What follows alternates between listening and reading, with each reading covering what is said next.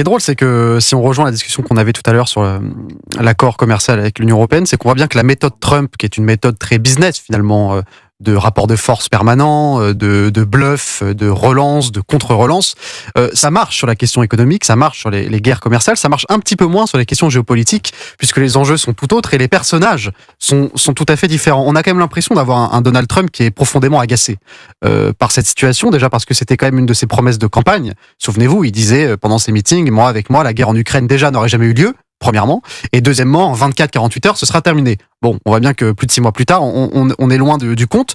Je pense qu'il a rencontré avec Vladimir Poutine un adversaire à sa hauteur. Peut-être sûrement qu'il a sous-estimé Vladimir Poutine et qu'il a sous-estimé la volonté de Vladimir Poutine d'aller jusqu'au bout de son invasion. Et je pense que Vladimir Poutine ira jusqu'au bout, peu importe les menaces américaines. Et donc oui, c'est le revers de la médaille de la méthode Trump qui rencontre malheureusement pour les Américains et évidemment malheureusement pour les Ukrainiens un adversaire bien plus puissant que son petit jeu médiatique. Alors Sébastien Lignet, justement, le président Trump qui promet de grosses sanctions américaines pour la Russie, il a les moyens de pouvoir tordre le bras comme ça de Vladimir Poutine ? Non. Vous savez, depuis le lancement de cette guerre en Ukraine, on entend beaucoup parler de panier de sanctions. Alors bon, on a très vite compris que les sanctions européennes ne serviraient finalement à pas grand-chose et que l'impact des sanctions européennes n'ont donc c'est du bluff pour vous. C'est-à-dire que voulez-vous qu'il fasse d'autres finalement ? Quels sont les arguments autres que les arguments militaires, hein ? On exclut l'argument militaire d'une invasion frontale entre les deux pays, évidemment. Quels sont les arguments ? Quels sont le poids que peut faire peser les États-Unis sur la Russie qui ferait faire marche arrière à Vladimir Poutine ? Honnêtement, il n'y en a pas beaucoup. Je pense que le seul accord possible, malheureusement, c'est un accord avec l'Ukraine sur sur une question territoriale. De toute manière, on ira sur cette question-là un jour ou l'autre et il va falloir se résoudre au fait que l'Ukraine qu'on a connue avant l'invasion ne sera pas l'Ukraine qu'on a connue après. Je pense que c'est le moyen d'arrêter cette guerre, c'est la seule envie, c'est le seul objectif de Vladimir Poutine. C'est une question territoriale, c'est une question culturelle et je pense qu'aucune sanction économique ne fera changer d'avis cet homme qui a décidé de récupérer ou de prendre des territoires et je pense malheureusement qu'il ira jusqu'au bout. Nathan Dever, une dizaine de jours avant de voir potentiellement les sanctions américaines. Jusqu'à preuve du contraire, je pense qu'il ne faut accorder aucun crédit aux soi-disant pseudo-menaces, prétendues intimidations de Donald Trump envers Vladimir Poutine.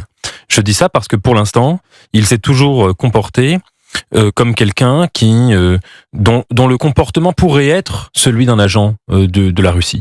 C'est-à-dire quelqu'un qui n'a cessé de se coucher, je parle même de son premier mandat, qui a été élu en partie, nous le savons, grâce à l'influence des Russes. Enfin, mais vous le savez. Hein, pardon, non, ça a été montré, démontré, redémontré, etc. Et qui surtout n'a cessé de se coucher devant le pouvoir de Vladimir Poutine. J'aimerais rappeler 2 ou 3 faits qui me semblent centraux. Donc Poutine n'a pas peur du tout de Donald Trump. Mais c'est plus que ça, il le tient. La documentation est faite, d'ailleurs même sur la manière dont Trump... ce genre d'ultimatum, ça le conforte dans son rôle de chef de guerre, quoi. Mais c'est pas ça. Il sait très bien que ça n'a aucune... Enfin, en tout cas, jusqu'à preuve du contraire. Ensuite, il peut décider de se révolter. Mais pour l'instant, Donald Trump a toujours été tenu par Vladimir Poutine. 3 faits. Années 90. D'abord, il y a eu un apport russe, et nous le savons, à la fortune et à la construction de la fortune personnelle de Donald Trump. Premier mandat de Donald Trump. Un moment central. Une conférence de presse à Stockholm de mémoire, où Donald Trump est avec Poutine, en plein milieu de l'affaire sur l'ingérence russe. Et Donald Trump fait cette déclaration incroyable, inédite dans l'histoire des nations, où il dit « J'accorde plus de paroles aux versions de Vladimir Poutine qu'à celles de mes propres services secrets. » Un président qui dit « Mes renseignements sont moins fiables à mes yeux que Vladimir Poutine. » Vous imaginez la chose. Et troisièmement, pour citer le cas récent, sur la guerre en Ukraine, Donald Trump, qui à peine revenu à la Maison-Blanche, nous fait savoir que Zelensky est un dictateur, ce qui est faux. Que Zelensky a déclenché la guerre contre la Russie, que Zelensky a provoqué la Russie, que Zelensky joue avec le risque d'une 3e guerre mondiale et avec des potentielles centaines de millions de morts, en n'ayant jamais le tiers, du 10e, du 1000e de ce genre de vocabulaire vis-à-vis de Vladimir Poutine. Vladimir Poutine, il a tous les vices du monde, mais il y en a un qu'il n'a pas, c'est l'intelligence stratégique. Justement, il a ouvert la porte pendant pas mal de temps, il lui a laissé faire ce qu'il voulait. Il a compris que Trump était son pantin. Et maintenant, il arrive au bout du bout. Donc je suis pas sûr que ce soit le bon angle d'attaque. Honnêtement, c'est factuel ce que j'ai dit. Non, déjà, la question des ingérences russes, c'est loin d'être aussi factuel que ce que vous nous avez présenté. Il n'y a aucune preuve absolument formelle.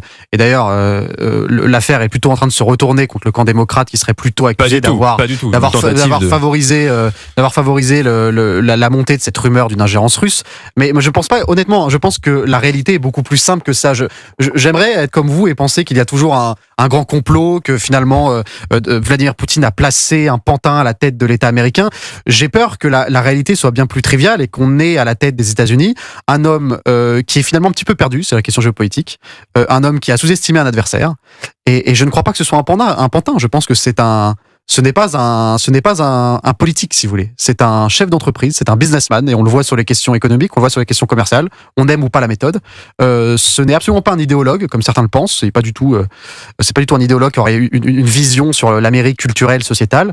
Et je pense pas que ce soit un expert de la géopolitique. Et je pense qu'il a cru trop facilement pouvoir s'extirper d'une affaire, en essayant au passage de récupérer un prix Nobel de la paix qu'il pense être, finalement, qu'il le voit comme une espèce d'Oscar, un Oscar du meilleur politique de l'année. Il a envie de le récupérer parce que ça ferait bien sur son étagère à trophées, si vous voulez. Mais je pense que, honnêtement, ça ne va pas plus loin que ça. C'est un homme qui a envie d'être riche, c'est un homme qui a envie d'être puissant, c'est un homme qui a envie d'être reconnu. Et pour cela, il faut qu'il arrête des guerres, il faut qu'il remporte des conflits, et il faut qu'il gagne des guerres commerciales. Je pense qu'avec Donald Trump, il n'y arrivera pas. La question n'est pas de savoir si Trump est un expert en géopolitique ou non. Le fait est qu'il a un langage géopolitique. Quand il traite Zelensky de dictateur, pas besoin d'être expert en géopolitique pour faire cela. Quand il dit les pires ordures, parce qu'il n'y a pas d'autre mot, c'est un pays en guerre, un pays agressé, les pires saloperies sur l'Ukraine. Qu'il dit ça qu'il a dit cela pendant plusieurs semaines à longueur de journée. Pas besoin d'être expert en géopolitique pour cela. Il n'a jamais employé ce vocabulaire pour parler de Poutine, qui est un authentique dictateur. Pourquoi il le fait qui pas, bute depuis 20 ans ses opposants dans tout le monde entier, que vous pensez qui a tué des centaines de milliers de gens dans le monde entier. Et Trump se couche devant Poutine pour l'instant. Vous ne pouvez pas me citer un seul moment, où Trump est allé contre les intérêts majeurs de la Russie sur ces questions-là. Pas un seul. Et sur l'affaire des démocrates, ça n'a rien à voir. Trump est en train, manifestement, de faire diversion par rapport à une affaire Epstein dans laquelle il est empêtré, avec sa base MAGA complètement complotiste et délirante, qui se rend compte que finalement ce type-là était copain avec Epstein beaucoup plus qu'il ne l'avait dit. Enfin, et il est en train d'accuser, il y a aucune pour faire diversion, sur l'ingérence, encore une fois, mais c'est un autre sujet. Il est en train, en tout cas, d'accuser Barack Obama d'avoir lancé un grand complot Imaginons contre demain, lui. Donald Trump fait une déclaration à la Maison Blanche. Voilà, Vladimir Poutine est un dictateur, un tyrannique, un sanguinaire. Il a du sang sur les mains. Vous pensez que ça va faire avancer la situation? La question n'est pas de faire des déclarations.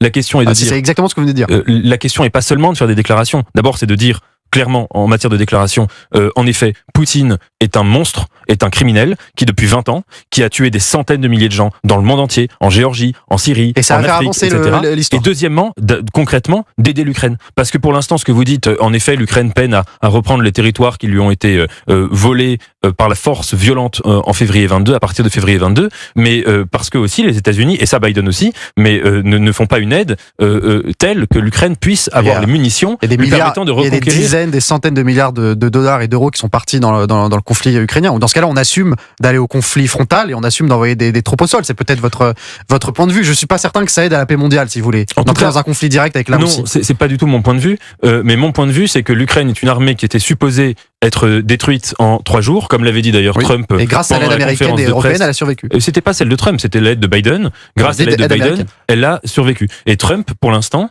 se tient dans une position d'immense faiblesse vis-à-vis de Vladimir Poutine, qui doit le remercier et qui doit sabrer le champagne. Alors, Nathan Dever et Sébastien Ligné, une dernière question pour clôturer ce dossier Trump versus Poutine.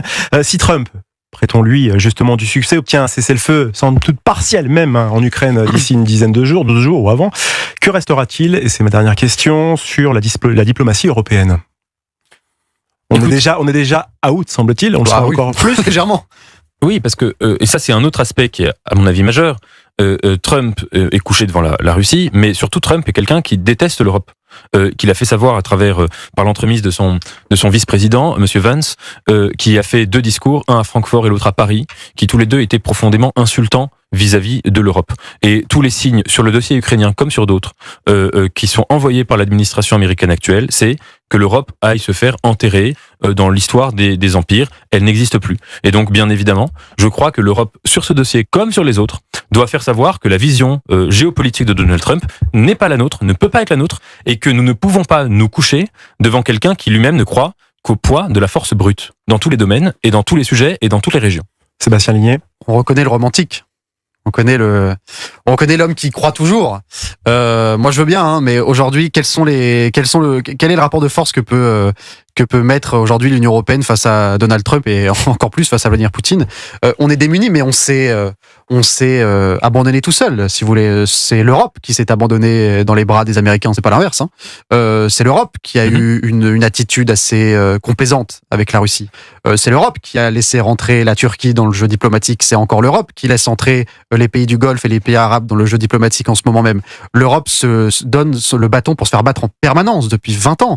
Nous n'avons plus aujourd'hui les moyens d'incarner une diplomatie, une troisième voie. La seule qu'il tente un tout petit peu, c'est Giorgia Meloni, mais finalement on voit bien qu'elle est esselée et que son impact est tellement faible que rien ne se fera avec nous. C'est comme ça, il faut l'accepter. Parfois on est les perdants de l'histoire. J'ai bien peur que l'Europe ait perdu cette bataille.